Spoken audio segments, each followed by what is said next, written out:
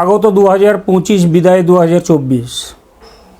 কত স্মৃতি, আনন্দ, ব্যথা, বেদনা, দুঃখ, কষ্ট, অ্যাংজাইটি,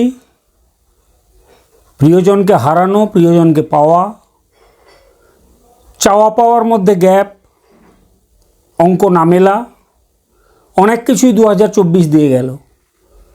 2025 আগত। এই আজকে কর্কট রাশির জাতক জাতিকা যারা এই ভিডিওটি দেখছেন এবং যারা নাও দেখছেন, প্রত্যেককে জানাই নতুন ইংরেজি বর্ষের উষ্ণ অভিনন্দন এবং মঙ্গলময় মায়ের কাছে প্রার্থনা করি এই বছরটি যেন আপনাদের সুখে স্বাচ্ছন্দ্যে পরিপূর্ণ হয়ে ওঠে। সুখে থাকুন, সুস্থ থাকুন। বার্ষিক রাশিফল 2025 কর্কট রাশি এবং লগ্নের জাতক এবং জাতিকাদের জন্য অত্যন্ত ভাইটাল বছর এটা হতে চলেছে। কেন তা ধীরে ধীরে বলবো। তার সাথে সাথে বলি, আপনারা অনেক ভিডিও দেখে ফেলেছেন, অনেক কথা শুনে ফেলেছেন, অনেক আশার বাণীও পেয়েছেন, আবার নিরাশার কথাও পেয়েছেন।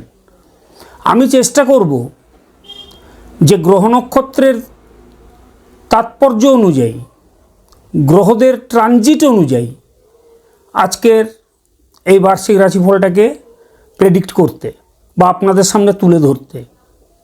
প্রথমেই বলে রাখি, ভিডিওটি একটু লেংদি হতে পারে, তাই যাদের মনে হবে যেখানে যে এই জায়গাটা আপনার কাছে বোরিং মনে হচ্ছে, আননেসেসারি মনে হচ্ছে, আপনি স্কিপ করে দেখতে পারেন। কিন্তু আমি বলবো, এই ভিডিওটির প্রত্যেকটি কথা যদি আপনারা শোনেন মনোযোগ দিয়ে, তাহলে কিন্তু আপনাদের 2025টা সুখে স্বাচ্ছন্দ্যে ভরে ওঠার একটা সম্ভাবনা তৈরি হবে। তার সাথে সাথে আরেকটা কথা বলে রাখি, এটা একটা ওভারঅল ভিউ বা একটা জেনারেল প্রেডিকশান। আপনার নির্দিষ্ট করে কি ফল ঘটবে ওটা জানতে গেলে কিন্তু আপনাকে আপনার ন্যাটাল চার্টটাকে প্রেডিক্ট করাতে হবে, আপনার হরোস্কোপকে প্রেডিক্ট করাতে হবে। তাই কোনো বিশ্বস্ত অ্যাস্ট্রোলজারের কাছে প্রেডিকশান করিয়ে নেবেন বছরের শুরুতেই। দিলে কি হবে, রোড ম্যাপটা আপনার কাছে খুব ক্লিয়ার থাকবে। কারণ এই বছরটা অত্যন্ত গুরুত্বপূর্ণ একটা কারণে বলছি, যে বার্ষিক রাশিফল যে প্রেডিকশান করা হয়, আমাদের যে নবগ্রহ, এই 9টি গ্রহের মধ্যে 4টি গ্রহ, বৃহস্পতিদেব, শনিদেব, রাহু এবং কেতু, এই 4টি গ্রহের অবস্থান, দৃষ্টি, গোচর এইসবের উপর নির্ভর করে কিন্তু বার্ষিক রাশিফলটা তৈরি হয়। তো মজার বিষয় হচ্ছে কোথায়, মানে এই কথাগুলো এত গুরুত্বপূর্ণ কেন, আপনি যদি না বুঝে নেন, খালি আমার অর্থ কী করে হবে, কি হবে না, বিয়ে হবে কি হবে না, কোনো খারাপ খবর আছে কি না, এটা জানাটা উদ্দেশ্য যদি হয়ে থাকে, তাহলে এই কথাগুলোকে আপনাকে ভালো করে বুঝতে হবে। কেন বলছি কথাটা না, মার্চ থেকে মে পর্যন্ত এই 4টি গ্রহেরই ট্রানজিট চেঞ্জ হবে, অর্থাৎ গোচর হবে। যে যে জায়গায় আছে তার ঘর পরিবর্তন হবে। তার সাথে সাথে কি হবে না, রেজাল্ট চেঞ্জ হয়ে যাবে, রেজাল্ট পাল্টে যাবে। তাই আপনাদের বলবো, অত্যন্ত মনোযোগ সহকারে কথাগুলোকে শুনুন, দেখুন, আশা করি ভালো লাগবে। প্রথমে শনিদেবের কথায় আসি। এই 2.5টা বছর ধরে আপনারা তীব্র হতাশা, যন্ত্রণা, কষ্ট, বাধা, সমস্যার মধ্য দিয়ে যাচ্ছিলেন কর্কট রাশি যারা জাতক এবং জাতিকা। আর্থিক সংকট ছিল, মানসিক চিন্তা ছিল, উদ্বিগ্নতা ছিল, দুশ্চিন্তা ছিল, সমস্যার পর সমস্যা, কাজ হতে গিয়ে হচ্ছে না। কারণ কি, ঢাইয়া চলছিল, অষ্টম হাউসে শনিদেব বসে আছেন। তো এই শনিদেব অষ্টম হাউসে বসে থেকে আপনাদেরকে সব দিক দিয়ে আষ্টে পৃষ্ঠে একটা জায়গায় বেঁধে ফেলেছিলেন। অর্থাৎ আপনাদের মধ্যে গতিটা কমে গেছিল। চাইছেন গতি আনতে কাজের, কিন্তু আসছে না। হওয়া কাজ যেটা সুনির্দিষ্ট করে বলতে গেলে এই জিনিসটা আমি পাবো, একেবারে 11th আওয়ারে গিয়ে দেখা যাচ্ছে ওটা আর হচ্ছে না, বা ওই কাজটা হচ্ছে না, বা ওই জিনিসটা আপনার পাওয়া হচ্ছে না। সেখান থেকে কি হচ্ছে? তীব্র হতাশার সৃষ্টি হচ্ছে। কারণ শনিদেবকে বলা হয় কর্মদাতা এবং কর্মফলদাতা। আমি আগেই বলেছি জেনারেল প্রেডিকশান, তাই সবার ক্ষেত্রে এটা যে ঘটবে তার কোনো মানে নেই। কারো কারো ক্ষেত্রে আবার ভালোও ঘটেছে, ওটা আপনার চার্টে শনিদেবের অবস্থান অনুযায়ী। যাই হোক, বেশি কথা বলে ভিডিও অনেক লেংদি হবে। এবারে এই শনিদেব মার্চ মাসে ট্রানজিট হচ্ছে। সেই ট্রানজিটের ফলস্বরূপ কিন্তু আপনার জীবনে যে এতদিন পর্যন্ত বাধাটা ছিল, সেই বাধাটা কিন্তু কেটে যেতে চলেছে। আপনার কর্মে গতি আসতে চলেছে, আপনার অ্যাচিভমেন্ট আসতে চলেছে। তাহলে এই মার্চ মাস পর্যন্ত আপনার কি করা উচিত? মার্চ মাসের পরে যে রেস্ট সময়টুকু থাকবে সেটাও বা কী করবেন? এটাই এখন আলোচ্য বিষয়।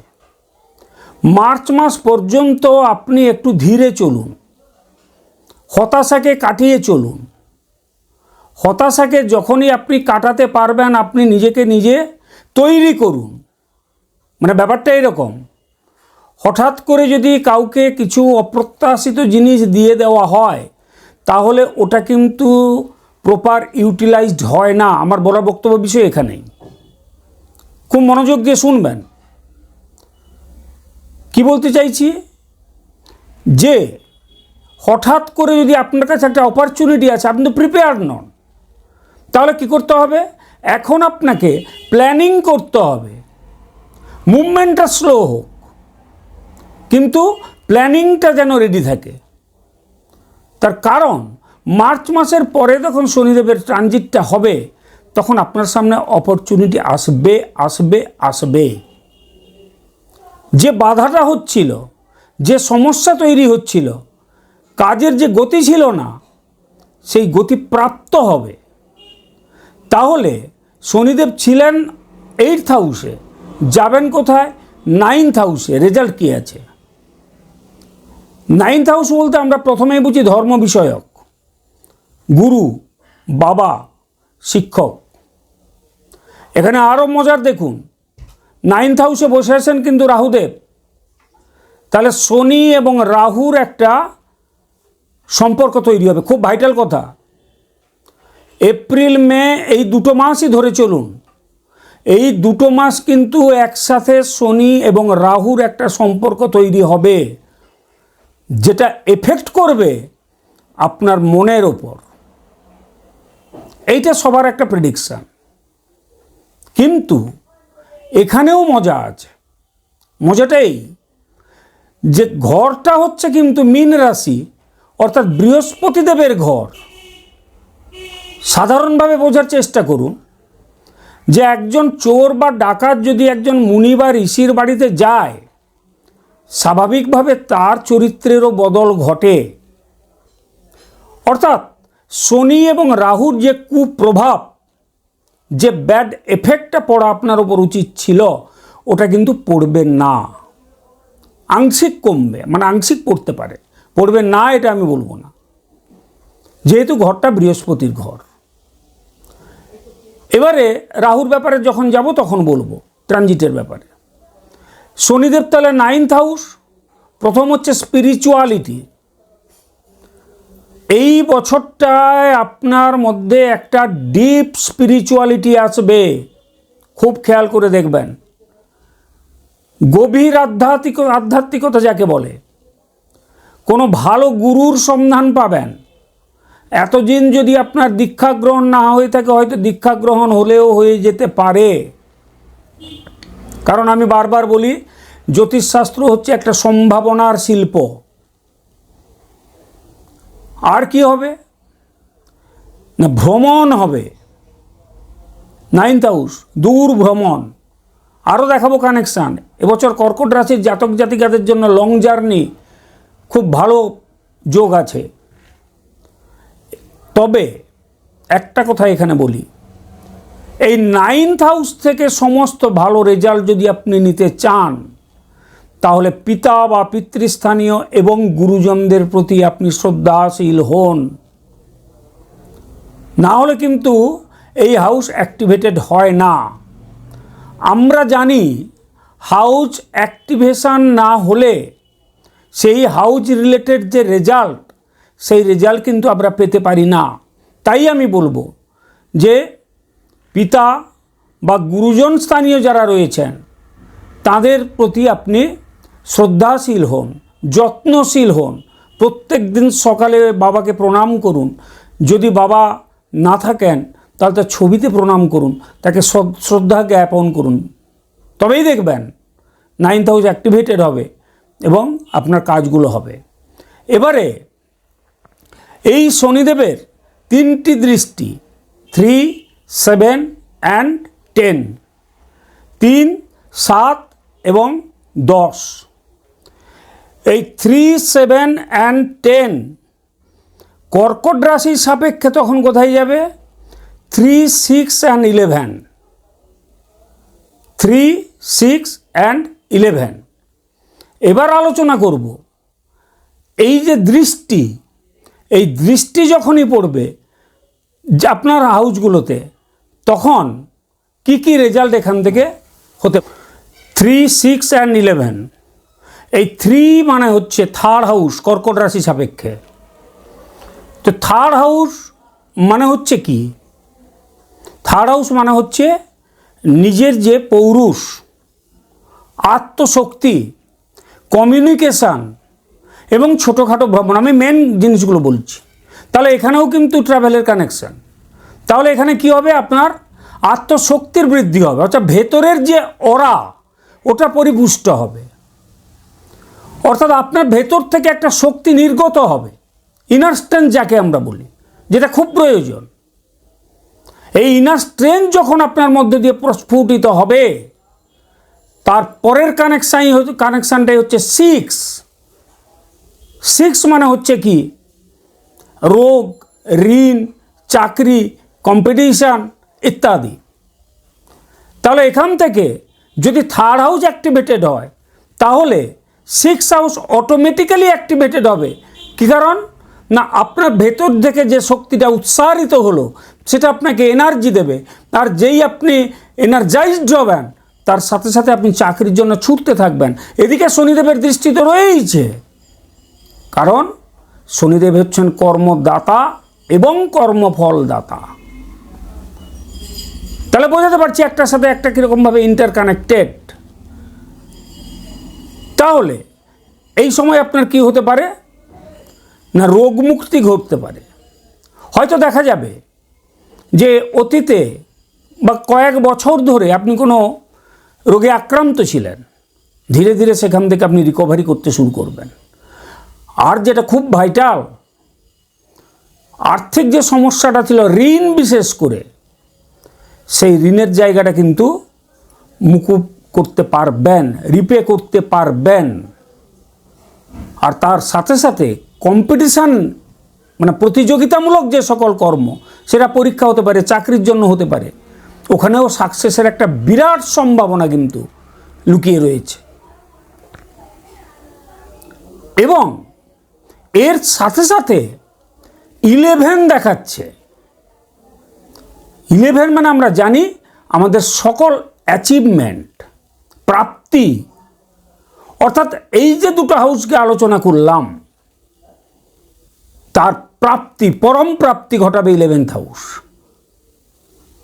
তাহলে এবার এইখানে একটা ছোট্ট কথা বলে যাই, যেটা আমি বারবার করে ভিডিওতে বলি, এবং আপনাদের যদি মনে হয় যে এই কথাগুলো বোরিং, এই কথাগুলো আননেসেসারি, অপ্রয়োজনীয়, অত্যুক্তি, স্কিপ করে দেবেন। কিন্তু এই কথাগুলো না মেনে চললে আপনি শনিদেবের কৃপা থেকে বঞ্চিত হবেন। কারণ এই সমস্ত কিছু করতে গেলে, সমস্ত যদি পজিটিভিটি আপনার দিকে অ্যাট্রাক্ট করতে হয়, তাহলে নিজের মধ্যেকার যে নেগেটিভিটি ওটাকে আপনাকে জিরো করতে হবে। কিসের মাধ্যমে? By spirituality. What is spirituality? Spirituality কী? আমাদের মনের মধ্যে প্রশ্ন জাগে। আধ্যাত্মিকতা কী? ঘন্টার পর ঘন্টা পুজো করা? না, ওটা মুনি ঋষিদের জন্য। জপ, তপ, ধ্যান, পুজো, আমরাও পুজো করি, গৃহী মানুষ হিসেবে, সংসারী মানুষ হিসেবে যতটুকু প্রয়োজন। কারণ পুজো করার মাধ্যমে একটা ডিসিপ্লিন তৈরি হয়, মনের ভেতর যে কলুষতা থাকে সেই কলুষতাগুলো মুক্ত হয়, একটা পবিত্র নির্মল আনন্দে মনটা ভরে ওঠে, নেগেটিভিটি দূর হয়। বাট আমার কাছে স্পিরিচুয়ালিটির সংজ্ঞা অন্যরকম একটু। পুজো জপ তপ যারা করেন করুন, অবশ্যই করুন, খুব ভালো, কিন্তু মেন স্পিরিচুয়ালিটি কোথায় লুকিয়ে আছে? আমি যে কর্মের দ্বারা চলছি, আমি যে কর্মে নিযুক্ত আছি, আমার ওপর যে দায়িত্ব বর্তেছে, ওইটাকে 100% মেটানোই হচ্ছে প্রকৃত আধ্যাত্মিকতা। কেন না, কর্মই হচ্ছে ধর্ম।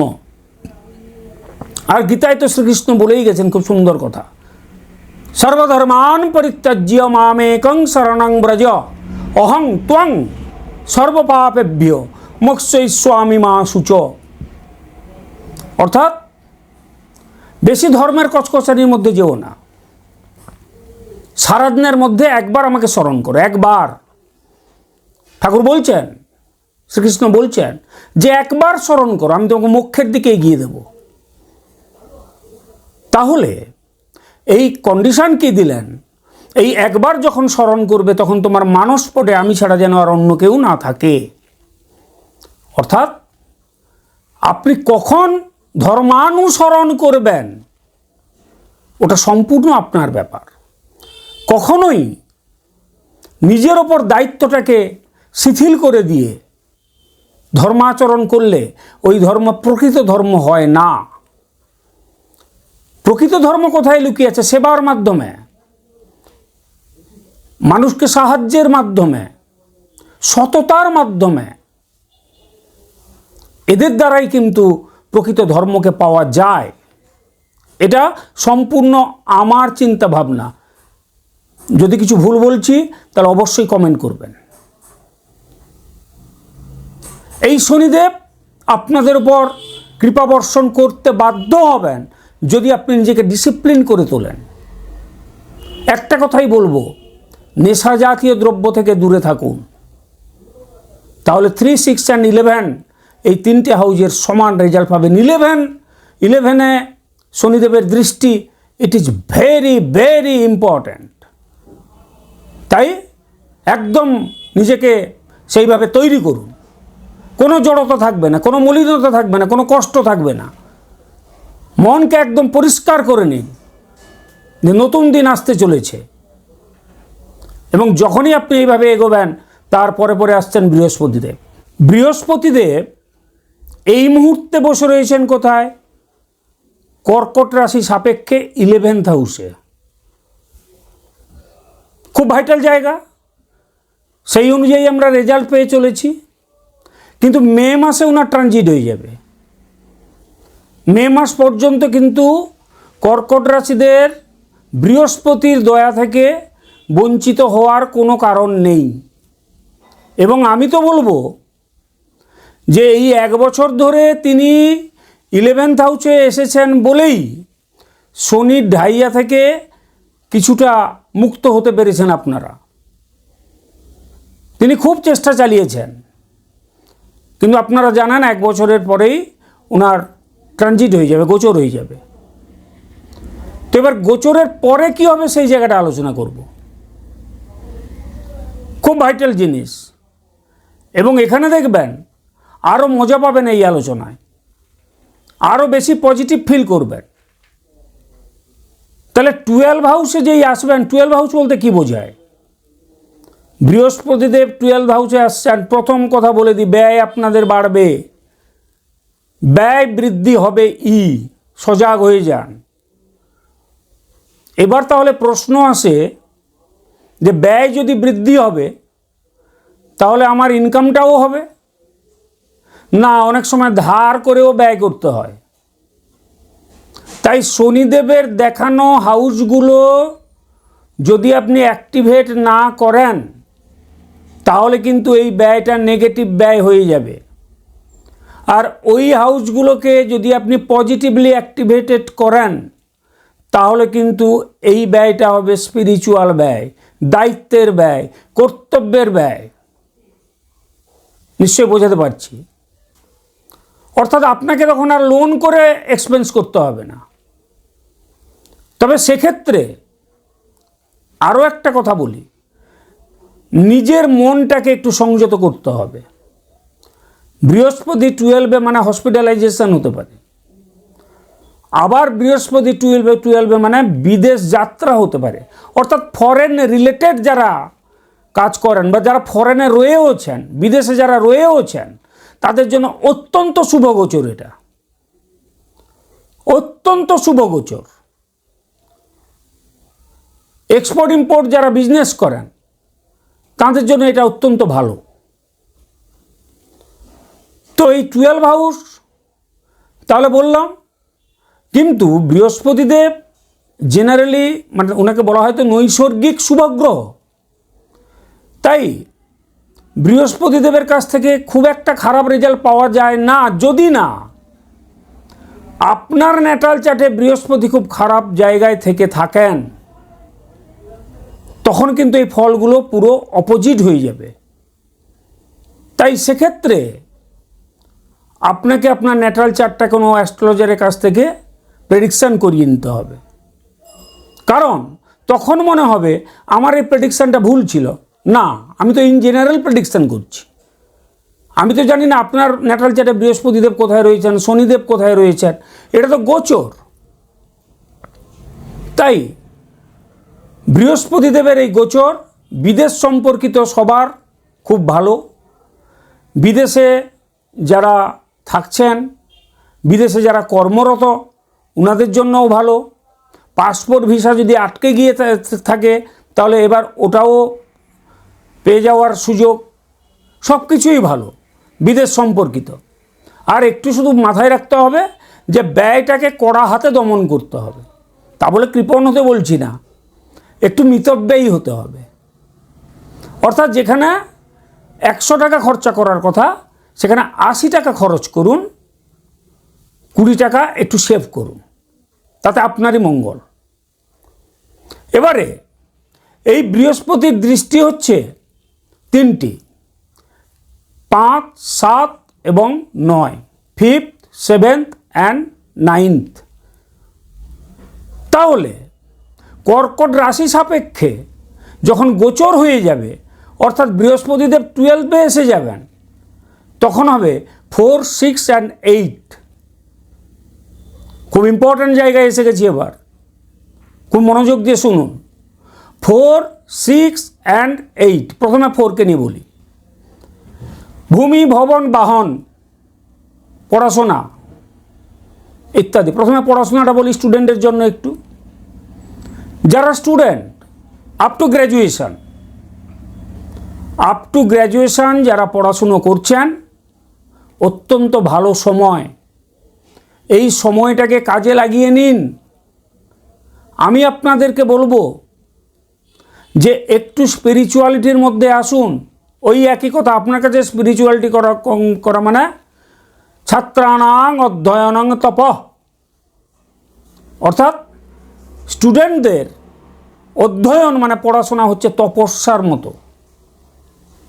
দেখুন, এখনও কিন্তু আপনারা দেখবেন এই চাকরির আকাল বাজারেও প্রচুর কর্মসংস্থান রয়েছে সেই সব স্টুডেন্টদের জন্য যারা অত্যন্ত মেধাবী, যারা পড়াশোনাটা সঠিকভাবে করে যোগ্যতার সাথে উত্তীর্ণ হতে পারছেন। তাই এই বছরটাকে একটু কাজে লাগিয়ে নিন। আর যদি দেখেন যে এটা হচ্ছে না, আপনি চেষ্টা করেও হচ্ছে না, তাহলে একবার ন্যাটাল চার্টটা কোনো অ্যাস্ট্রোলজারের কাছ থেকে প্রেডিকশান করিয়ে নিন যে বৃহস্পতির অবস্থাটা কী আছে। কারণ বিদ্যার ভালো গ্রহ হচ্ছেন বৃহস্পতিদেব, তিনি দেবতাদের গুরু। তাহলে শিক্ষার কথা বললাম। এবারে ভূমি অর্থাৎ জায়গা জমি সংক্রান্ত যদি কোনো বিবাদ থেকে থাকে মিটে যাওয়ার সম্ভাবনা প্রবল। এবং যদি কোনো নতুন জায়গা জমি কিনতে চান তাহলে এই সময়টা হচ্ছে আদর্শ সময়। এই বছরটা হচ্ছে আদর্শ বছর। তবে এই ভূমি সম্পর্কিত যখন কথা এলো তখন আর একটা কথা বলি। আমরা টোটাল ন্যাটাল চার্টে ভূমির যদি গ্রহ ধরা হয় তাহলে ওটা হচ্ছে মঙ্গল। কারণ মঙ্গলকে বলা হয় ভূমি সুত। একদিন আলোচনা করব মঙ্গল সম্পর্কে ডিটেলসে। এই বছরটাকে যদি নিউমারোলজি করা হয় তাহলে ওটাও কিন্তু দেখা যাচ্ছে মঙ্গলের বছর। 2 + 0 + 2 + 5 = 9, অর্থাৎ মঙ্গলের বছর। তাই এই বছরটা ভূমি সংক্রান্ত কোনো ডিসিশান নিতে গেলে একটু মঙ্গলকে তুষ্ট করতে হবে। তো মঙ্গলকে তুষ্ট করবেন কিভাবে? মঙ্গলদেবকে, মঙ্গলদেবের অধিষ্ঠাত্রী হচ্ছেন মা বগলামুখী। তাই আপনি যদি মাকে সন্তুষ্ট করতে পারেন তাহলে তার সন্তান অটোমেটিক্যালি সন্তুষ্ট হবে, আপনার সঙ্গে তার বন্ধুত্ব হয়ে যাবে।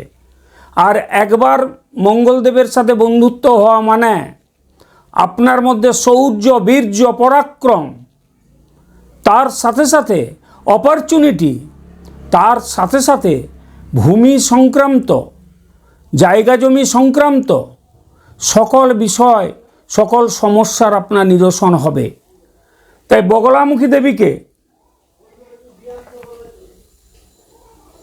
বগলামুখী দেবীকে কিভাবে সন্তুষ্ট করবেন? এই একটি কার্ড দেখতে পাচ্ছেন নিশ্চয়ই।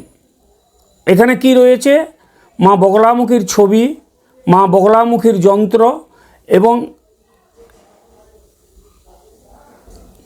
মা বগলামুখীর ছবি এবং মা বগলামুখীর যন্ত্র এবং একটি সুন্দর মন্ত্র দেয়া আছে। সেই মন্ত্র আপনি পাঠ করবেন। তাই পারলে এই কার্ডটি সংগ্রহ করবেন, হোয়াটসঅ্যাপ নাম্বার নিচে দেওয়া আছে। তো যে কথা বলছিলাম, এই বছরটা কিন্তু ভূমি সংক্রান্ত সকল জিনিসের জন্য ভালো হওয়া উচিত। ভবন মানে আপনার ঘরবাড়ি, যদি ফ্ল্যাট কিনতে চান বা বাড়ি বানাতে চান, বাড়িকে নতুন সাজাতে চান, সে বছরটাও কিন্তু এটা।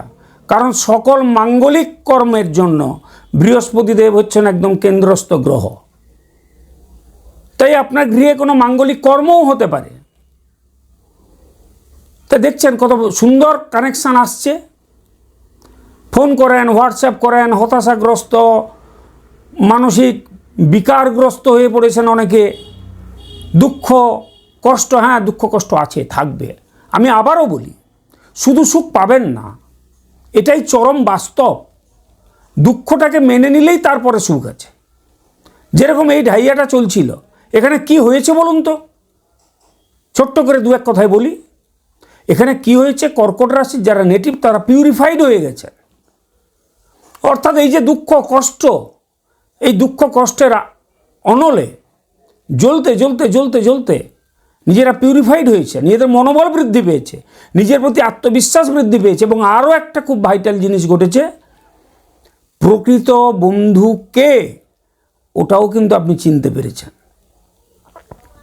কারণ আ friend in need is a friend in deed. তাহলে বলুন, দুঃখ কষ্ট এটা যেরকম ঠিক, তার পজিটিভ দিকগুলোও দেখলেন, মানসিক শক্তির বৃদ্ধি ঘটল, প্রকৃত বন্ধুকে চিনতে পারলেন, দুঃখ কষ্ট সহ্য করার ক্ষমতা আপনার মধ্যে এলো। তাহলে এই পজিটিভ দিকগুলোকে নিতে হবে। তাই তো শনিদেবকে এত ভালোবাসে আমরা। কেন? তিনি কখনোই কোনো স্খলন সহ্য করেন না। তাহলে 4th হাউস হয়ে গেল, ভূমি, ভবন, বাহন। এবং আর একটা কথা, এখানে ছোট্ট একটা কথা বলি, এই 4th হাউসের এই সমস্ত পজিটিভ বা ভালো দিকগুলো যদি আপনি নিতে চান, তাহলে 4th হাউস মানে মা, জননী। তাই মাতৃদেবীর প্রতি শ্রদ্ধা ভক্তি অটুট রাখুন। আমি জানি আপনারা শ্রদ্ধাশীল, আপনারা ভক্তিযুক্ত, কিন্তু কর্কট রাশির নেটিভরা হচ্ছেন কি, একটু ফিকল্ট, স্টিক থাকতে পারেন না, ইমোশনাল। ওই জায়গাগুলোকে একটু অবদমিত করতে হবে।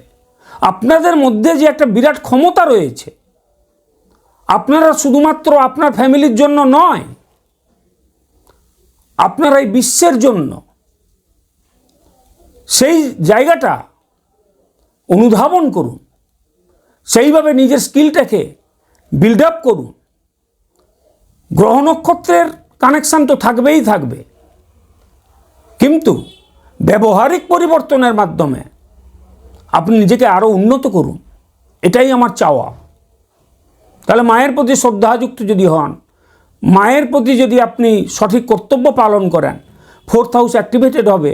এবং আমি আগে যে কথাগুলো বলে গেলাম 4th হাউস সম্পর্কে, এগুলো সবই আপনার জীবনে ঘটার চান্স থাকবে, সুযোগ থাকবে। এবার আসবো 6th হাউস। দেখুন, শনিদেবের দৃষ্টিও কিন্তু 6th হাউসে আছে, আবার বৃহস্পতিদেবের দৃষ্টিও গিয়ে বললো 6th হাউস, অর্থাৎ চাকরি।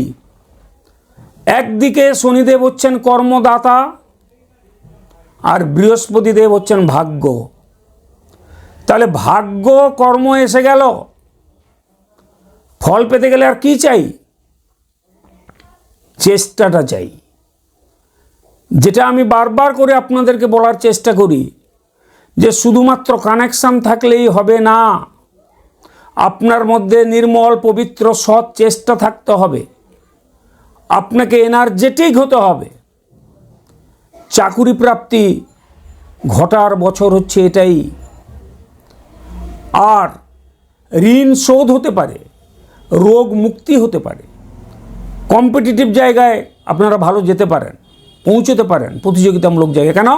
একদিকে শনিদেব কর্মফল, আর অপরদিকে বৃহস্পতিদেব ভাগ্য। তাহলে বুঝতে পারছেন কি গোল্ডেন ইয়ার 2025 আপনাদের জন্য। আমি তো বলবো যে খুব কম সময় ঘটে এটা, তাই কাজে লাগান। আজ থেকেই উঠে পড়ুন ওই উপনিষদের কথায়, উত্তিষ্ঠত জাগ্রত প্রাপ্য বরান্নি বোধত। ওঠো, জাগো, তোমার প্রাপ্যটা তুমি বুঝে নাও, তবে সেটা অনেস্টলি। এবারে 8th হাউস। 8th হাউস মানে আমরা কি বুঝি? 8th হাউস মানে আমরা বুঝি দুর্ঘটনা, হঠাৎ কোনো ক্ষতি। মানে 8th হাউস মানেই একটা খারাপ ইঙ্গিত, এটা ঘটনা, এটা অস্বীকার করার কোনো কারণ নেই। তার সাথে সাথে যারা পিএইচডি রিসার্চ করছেন, ওটাও কিন্তু 8th হাউস। আবার অকাল্ট, 8th হাউস মানে হচ্ছে কি গুপ্ত, সিক্রেট, অকাল্ট। যারা তন্ত্র অ্যাস্ট্রোলজি করছেন তাদের জন্য অত্যন্ত শুভ, অত্যন্ত শুভ। যারা পিএইচডি করছেন, রিসার্চ করছেন, তাদের জন্য অত্যন্ত শুভ। খুব ভাইটাল কথা বলছি এখানে। তাই বৃহস্পতিদেবকে যদি আপনি একটু সন্তুষ্ট করতে পারেন, দেখুন একটা কথা বলি এখানে, বারবার আমি বলে চলেছি সন্তুষ্ট করতে পারেন। এবার প্রশ্ন হচ্ছে যে আমার যদি কানেকশানে খারাপ থাকে, তাহলে আমি কি করে তাকে সন্তুষ্ট করব? দেখুন, আগেকার দিনে না মায়েদের 5-7টা 10টা করে সন্তান হতো, তো সব সন্তানই তো মাতৃস্নেহ প্রয়োজন, সব সন্তানই চায় যে মায়ের কাছ থেকে সব কিছু পেতে। কোন সন্তান বেশি পেত? যে সন্তান মাকে বেশি বিরক্ত করত। সব সময় মায়ের ন্যাওটা বলে একটা শব্দ আছে না, মানে মায়ের আঁচল সে ছাড়ছে না। ওই জন্য গীতার আর একটা লাইন মনে পড়ে গেল, তেসাং সতত যুক্তানাং, সতত মানে কন্টিনিউয়াসলি। অর্থাৎ এই গ্রহ যা যা চান, তার চাওয়াটা যদি আপনি ফুলফিল করতে পারেন, তখনই কিন্তু 8th হাউসের খারাপ দিকগুলো আপনার থেকে সরে যাবে। অর্থাৎ যে বলে আকস্মিক ক্ষতি, দুর্ঘটনা ইত্যাদি আর বলছি না, কারণ আমি জেনারেলি নেগেটিভটাকে অ্যাভয়েড করার চেষ্টা করি। আমি অযথা বিভ্রান্ত করতে, ভয় দেখাতে, এটা আমার মোটিভ নয়। যেখানে না বললে নয় ওইখানেই বলে ফেলি।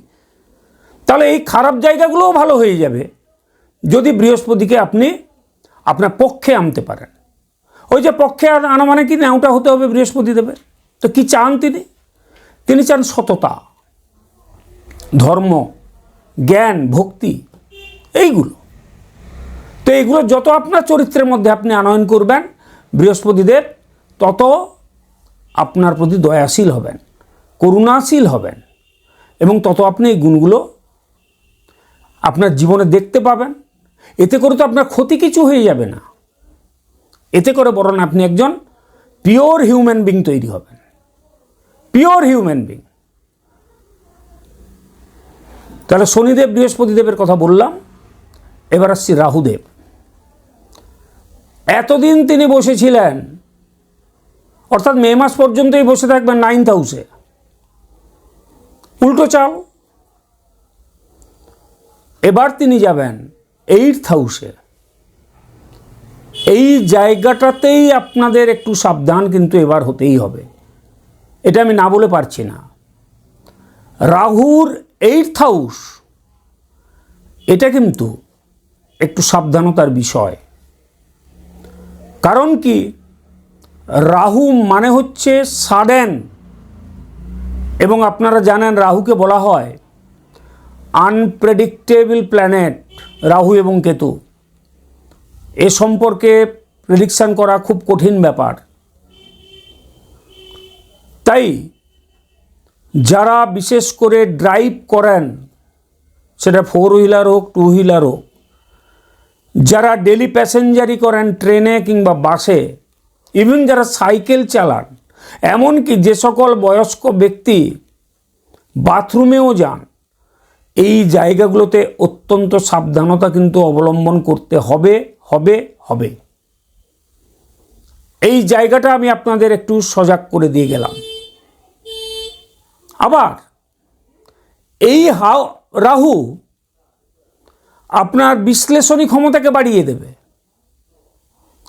অর্থাৎ রাহু করে কি, রাহু আপনার মনটাকে এমন একটা জায়গায় নিয়ে চলে যায়, যে জায়গাটা হচ্ছে স্বপ্নের জগৎ, মায়ার জগৎ। অর্থাৎ তখনই মনে হয় অধরাকেও ধরা সম্ভব, যা পাওয়া যাবে না ওটাকেও পাওয়া সম্ভব। মনটা তখন এই জায়গায় পৌঁছে যায়। কিন্তু যখনই আপনার মনের মধ্যে এটা আসবে, ঠিক তখনই আপনি ভাববেন যে রাহু আপনাকে ভুল পথে পরিচালিত করছে। ছোট ছোট 2-1টা উদাহরণ নিই। আপনি ড্রাইভ করছেন, আপনার স্পিড হচ্ছে 40, হঠাৎ করে মনে হলো যে পাশ দিয়ে সাঁ করে যে গাড়িটা বেরিয়ে গেল, তাকে আপনি ধরবেন বা ওভারটেক করবেন। তখন কিন্তু আপনি গাড়ির স্পিডটা বাড়ালেন। এই জায়গাটা করবেন না। আপনার মনে হলো যে আপনার এই মাসে 10,000 টাকা হলে হয়ে যায় বাস্তবে, কিন্তু হঠাৎ মনে হলো না এই বছরেই আমাকে একটা লাক্সুরিয়াস কিছু কিনে ফেলতে হবে এই মাসে। তার জন্য কি করলেন না, বন্ধু বান্ধব বা যেখান থেকে সোর্স আছে ওখান থেকে কিছু লোন করে নিলেন। ওটা করবেন না। স্টুডেন্ট যারা, তাদের ক্ষেত্রে অত্যধিক কনফিডেন্স এসে যাবে, ওটা করবেন না। তবেই দেখবেন রাহু কন্ট্রোলে থাকবে। আর কিছু টিপস আছে রাহুকে কন্ট্রোল করার জন্য। তাই 8th হাউসে রাহু অকাল্টে আপনাকে হেল্প করতে পারে, কারণ রাহুও দেয়, শনিও দেন, রাহুদেবও আমাদেরকে দেন। রাহুদেবও রাস্তা থেকে কুড়িয়ে নিয়ে আমাদের রাজ সিংহাসনে পৌঁছে দিতে পারেন, আবার শনিদেবও তাই পারেন। কিন্তু মজার বিষয় হচ্ছে রাহুদেব যা দেন তার অনেক বেশি নিয়ে নেন, আর শনিদেব যেটা দেন ওটা কিন্তু আমাদের জীবনে স্থিতিশীল হয়ে থাকে। তবে এক্ষেত্রে একটা আশার বাণী আছে, কারণ এর আগেই যখন বৃহস্পতিদেবের অ্যাসপেক্ট বা দৃষ্টি আমি আলোচনা করছিলাম, তখন বলেছিলাম বৃহস্পতির অ্যাসপেক্ট 8th হাউসের ওপরেও থাকবে। তাই এই 8th হাউসে রাহু বসলেও সবসময় সেম রেজাল্ট দিতে পারবে না। তাই 8th হাউস সম্পর্কে এই বছরে আপনাদের একটা মিক্সড রেজাল্ট আসবে, কখনো বৃহস্পতির আবার কখনো রাহুদেবের। তাই একেবারে হতাশ হয়ে যাওয়ার কোনো কারণ নেই। তবে যে সাবধানতা অবলম্বন করতে বললাম সাবধানতাটুকু অবশ্যই অবলম্বন করবেন। এরপরে আসছি কেতুদেব। কেতুদেব বসে আছেন কোথায়? থার্ড হাউসে। থার্ড হাউস থেকে তিনি আসবেন সেকেন্ড হাউসে। সেকেন্ড হাউস মানে হচ্ছে কথা বলা, পরিবার, অর্থ সঞ্চয়। খুব মনোযোগ দিয়ে কথাটা শুনুন। Ketudev unpredictable planet. প্রথম কথা হচ্ছে আপনাকে বাক সংযম করতে হবে। কেন? আপনি যা বলতে চাইবেন জিভ তার উল্টোটা বলে দেবে। এটাই হচ্ছে কেতুদেবের সব থেকে বড় পারদর্শিতা। বোঝাতে পারছি কথাটা? আপনি বলতে চাইবেন এক, হয়ে যাবে আর এক। তাই বাক সংযম আপনাকে করতেই হবে। রূঢ় শব্দ প্রয়োগ করবেন না। আর এই জায়গাটায় যদি আপনি একবার সাকসেসফুল হয়ে যান তাহলে আগের সমস্ত আলোচনাটা আপনার জন্য ফ্রুটফুল হয়ে যাবে। এটা তো আপনি করতে পারবেন। দেখুন, সবসময় গ্রহ নক্ষত্রকে দোষ দিয়ে লাভ নেই।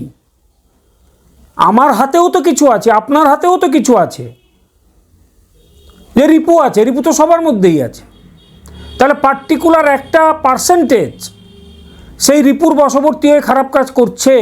কারণ কি না? কারণ একটাই, ওই রিপুটাকে তারা বসে আনছে না বা আনার চেষ্টা করছে না। আইদার পারছে না অর করার চেষ্টা করছে না। আমি তো বলবো করার চেষ্টা করছে না। কারণ মানুষের দ্বারা সবটাই সম্ভব। ঈশ্বর মানুষকে সেই কোয়ালিটি দিয়েছেন, সেই বুদ্ধিবৃত্তি দিয়েছেন। তাই বাক সংযম করবেন। আর একটা জিনিস যেটা ঘটবে এই সেকেন্ড হাউসে এলে, মে মাসেই আসবেন, যেটা হচ্ছে পরিবার থেকে আপনার একটা ডিট্যাচমেন্ট তৈরি হতে পারে। খুব ভাইটাল জিনিস। অর্থাৎ আপনার মনে হবে যে আমি নিজেকে গুছিয়ে নিই, সবার থেকে নিজেকে গুছিয়ে একটা কোনায় নিয়ে চলে আসার ইচ্ছে হবে। ওইটা করবেন না। যখনই এটা মনে হবে, পরিবারের সাথে সময় কাটান, সময় দিন। তাতে পারিবারিক যে সুখ শান্তি সমৃদ্ধি ওটা ভালো থাকবে। তবে শুভ জিনিস হচ্ছে কেতু সেকেন্ড হাউসে আসা মানে এখানে কিন্তু আপনার অর্থ সঞ্চয়ের যোগ আছে। অর্থাৎ আপনি টাকা ফিক্সড করতে পারবেন। এখন হয়তো শুনে মনে হচ্ছে যে কী বলছেন, এই জায়গা যাচ্ছে আমাদের ওপর দিয়ে টাকা সঞ্চয়, আমাদের অস্তিত্ব রক্ষাটাই বিপন্ন হয়ে যাচ্ছে। হ্যাঁ, আমি জানি। একটা সংখ্যক, একটা পার্সেন্টেজ নেটিভ যারা কর্কট রাশি বা লগ্নের অন্তর্গত, তাদের এই ঘটনা ঘটছে। কিন্তু আমি বলছি আপনাদের খুব ভালো সময় আসছে। আমি যার জন্য মার্চ এবং মে পর্যন্ত যে কথাগুলো সেগুলো খালি ছুঁয়ে ছুঁয়ে গেছি। আপনারা তো অনেক ভিডিও শুনে ফেলেছেন, কিন্তু আমার যেটা বক্তব্য বিষয় ওটা হচ্ছে যে খারাপ কিছু ঘটেছে বা ঘটে চলেছে। আমি আবারও বলছি, আপনি যদি পেশেন্স রাখেন, আপনার ফোকাস যদি ফিক্সড হয়, যদি অনেস্ট হয়, তাহলে ভগবানও আপনার বিপক্ষে যেতে পারবেন না। যদি আপনি পরিশ্রমী হন, যদি সততা থাকে, তাহলে তো শনিদেব বৃহস্পতিদেব সব কৃপা করার জন্য রেডি আছেন। তবে একটা কথা কি, এটাও না বলে পারবো না যে আপনার ন্যাটাল চার্টে যদি এই গ্রহগুলির অবস্থান অত্যন্ত খারাপ হয়ে থাকে তাহলে আমার কথা সম্পূর্ণ ফলবে না, কিছুটা মিলবে। তাহলে এবার জিস্ট করে দিই। জিস্ট হচ্ছে কতকগুলো জায়গা। প্রথমে পড়াশোনার ক্ষেত্রে আসি। যে সকল স্টুডেন্টরা পড়াশোনা করছেন তাদের জন্য অত্যন্ত ভালো একটা সময়। আমি বলে গেছি কী করতে হবে। অর্থ সঞ্চিত হবে, অর্থ আসবে, আবার ব্যয়ও হবে প্রচুর পরিমাণে। বৃহস্পতি 12 হাউস। সেক্ষেত্রে আপনাকে স্থির করতে হবে আপনি কতটা এক্সপেন্স করবেন, কতটা সেভ করবেন। প্রয়োজন তো থাকবেই। মানুষের মধ্যে চাহিদার বা প্রয়োজনের কোনো শেষ নেই। গোটা বিশ্ব যদি আমার সামনে চলে আসে তাহলে হিউম্যান সাইকোলজি বলছে আরও চাই। কারণ the more we get the more we want. আমরা যত পাই ঠিক ততটাই চাই। তাই আমি যেটা বারবার করে বলি, যেটা আমার ট্যাগলাইন হয়ে গেছে, যে প্রত্যাশার পারতটাকে নিচে রাখুন, সুখে থাকবেন, খুশিতে থাকবেন। অর্থাৎ জায়গাটা ভালো যাবে, রোগ মুক্তি ঘটবে, ঋণ মুক্তি ঘটবে, দূর ভ্রমণ হতে পারে। বিদেশ সংক্রান্ত যারা কাজ কারবার করেন বা যারা বিদেশে রয়েছেন তাদের জন্য অত্যন্ত ভালো বছর। বিদেশ যাত্রা হতে পারে, ধর্মীয় যাত্রা হতে পারে, ছোটোখাটো ভ্রমণ বা দূর ভ্রমণও, এত কিছু ভালো। তার মধ্য দিয়ে একটা কথা বলি, ওই যে 8th হাউস, ওই জায়গাগুলোতে একটু সাবধান থাকবেন। মঙ্গলময়ের কাছে প্রার্থনা করি আপনাদের এই নতুন বছর নতুন বার্তা বয়ে আনুক আপনাদের জীবনে। সুখে থাকুন, সুস্থ শরীরে থাকুন, সবাইকে নিয়ে থাকুন, সবাইকে নিয়ে বাঁচুন। পরের ভিডিওতে আবার দেখা হবে। আজকে এই পর্যন্ত। খুব খুব ভালো থাকবেন।